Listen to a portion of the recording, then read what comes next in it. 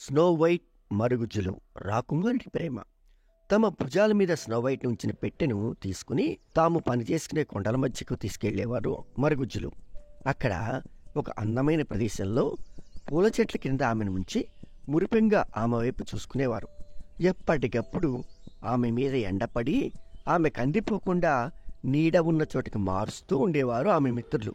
చిన్న చిరునవ్వుతో గాఢనిద్రలో ఉన్నట్లుగా ఆమెను గాజుపెట్టిలో ఉన్న తమ స్నేహితురాల్ని అభిమానంగా చూస్తూ ఆమె ఉండే స్థలం కూడా ఆమెలాగే అందంగా ఉండాలి, ఆమెకు శాంతిని చేకూర్చాలి అని అనుకుంటూ కంటికి రెప్పలా స్నో వైట్ ని కాపాడుకునేవారు. 6 పనికి వెళ్లి మిగిలిన ఒక్కరు మాత్రం స్నో వైట్ కి తోడుగా ఆమె వద్దే ఉండిపోయేవారు కూడా. అంతటి అభిమానం చూపేవారు ఆ మరుగుజ్జులు. చనిపోయినా బతికుందనే ఆశతో, ఎప్పటికైనా లేస్తుందనే నమ్మకంతో తమ స్నేహితురాల్ని విడువలేదు వారు. రోజులు గడిచినా స్నో వైట్ పరిస్థితుల్లో ఏ మార్పు లేదు. కానీ స్నో వైట్ లేకుండా వారి జీవితం మాత్రం మామూలుగా అవ్వలేదు. రోజులో ఎక్కువసేపు ఆమె గురించే ఆలోచిస్తూ విలపిస్తూ ఏదో ఒక విచిత్రం జరిగి ఆమె మళ్లీ బ్రతికి రావాలని దేవుణ్ణి ప్రార్థిస్తూ ఉండేవారు మరుగుజ్జులు. అలా రోజులు గడుస్తూ కొద్దీ వారికే కాకుండా ఆ అడవిలో ఉన్న పక్షులు, జంతువులు, జీవులన్నిటికీ స్నో వైట్ సుపరిచితురాలైపోయింది. వాటికవి ఇష్టమైనటువంటి స్నేహితురాలైంది. ఆ పశుపక్షులు కూడా స్నో వైట్ తిరిగి బ్రతకాలని ఏడుస్తూ ప్రార్థించేవి. కొన్ని నెలలుగా పెట్టెలో అచేతనంగా పడి ఉన్నా స్నో వైట్ అందం మాత్రం ఏమాత్రం తగ్గలేదు. అదే అందంతో ఎప్పటిలాగా మెరుస్తూ గులాబీ బుగ్గలతో నిగనిగలాడుతూ ఉండేది. ఆమె శరీరం పాడవటం గాని కుళ్ళిపోవటం గాని ఏమీ జరగలేదు. అలాంటివి ఏమి జరగపోవటం వల్ల ఆమె చనిపోయిందని అస్సలు నమ్మకం కుదరలేదు మరుగుజ్జులకి. అలా ఎన్నో సంవత్సరాలు గడిచిపోయాయి. తమ ఆశను వదులుకోకుండా స్నో వైట్ మునిపటి అభిమానంతోనే చూసుకుంటున్నారు మరుగుజ్జులు. ఒకనాడు ఒక రాకుమారుడు వేట కోసం అడవిలోకి వచ్చాడు. అతడు దృఢమైన ఆకర్షణీయమైన శరీరంతో, అంతకంటే అందమైన కనుముక్కు తీరుతో చూపరులను ఇట్టే ఆకట్టుకునేట్టున్నాడు. తన సైనికులతో వేటకు వచ్చి జంతువుల కోసం అడవంతా గాలిస్తున్న సమయంలో తన సైన్యం నుంచి విడిపోయి వేరే దిశగా వచ్చాడు ఆ రాకుమారుడు. అడవి నుండి బయటికి వెళ్లే మార్గం కానీ తన వారి జాడి అని తెలియక అటు ఇటు తిరగసాగాడు. అలా తిరుగుతూ చివరికి మరుగుజ్జులుండే ఇంటికి చేరాడు యువరాజు. అప్పటికే సాయంత్రం అయ్యి ఇక చీకటి పడే వేళయింది. ఇంకా ఆ చీకట్లో తనకు దారి తెలియదని ఆ రాత్రికి వారి ఇంట్లో విశ్రమించి ఉదయాన్నే తన దారిన తాను వెళ్ళవచ్చని భావించి తన గుర్రాన్ని ఆ ఇంటి ముందు ఆపాడు.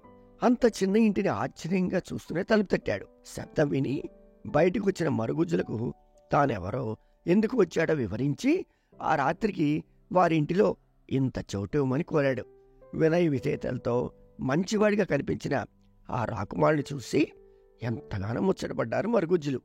అతన్ని సాదరంగా లోపలికి ఆహ్వానించి భోజన ఏర్పాట్లు చేశారు.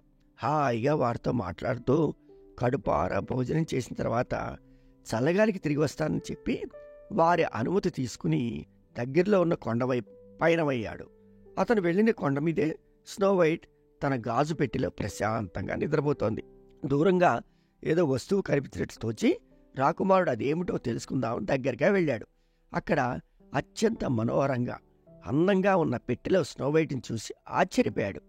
రాకుమారి స్నో వైట్ అని ఆ పెట్టి మీద ఉన్న అక్షరాలు చూసి ఆమె ఎవరో, ఏమిటో, ఎందుకు ఆ పెట్టిలో ఉందో అర్థం కాక సతమతమయ్యాడు. తన ప్రశ్నలకు తప్పకుండా మరుగుజ్జుల వద్ద జవాబు దొరుకుతుందని భావించి ఇక క్షణమైన ఆలస్యం చేయకుండా ఇంటికి చేరుకున్నాడు అతను. స్నో వైట్ గురించి వివరించమని వారిని కోరాడు. మరుగుజ్జులు నిట్టూర్చి తమ స్నేహితురాలి కథనంతా అతనికి వివరించారు. ఆమె సవతి తల్లి కుట్రలు, స్నో వైట్ అమాయకత్వం, మంచితనం అన్నీ పోసగుచ్చినట్టు అతనికి చెప్పారు.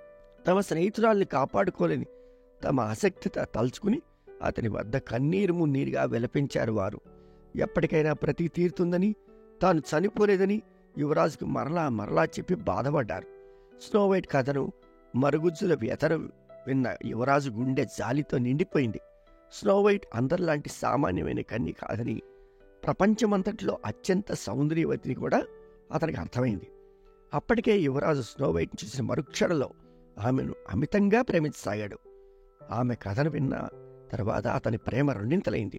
ఇక మరుగుజ్జుల నుండి తన ప్రేమ విషయం దాచటం అనవసరమని తోచి, అయ్యా, మీరు అనుమతిస్తే స్నో వైట్ని నాతో తీసుకెళ్ళదలిచాను. ఆమెను నేను మనస్ఫూర్తిగా ప్రేమిస్తున్నాను. స్నో వైట్ నాకిస్తే మీకేది కావాలంటే అది ఇవ్వడానికి నేను సిద్ధంగా ఉన్నాను అని తన మనసులో మాట బయటపెట్టాడు.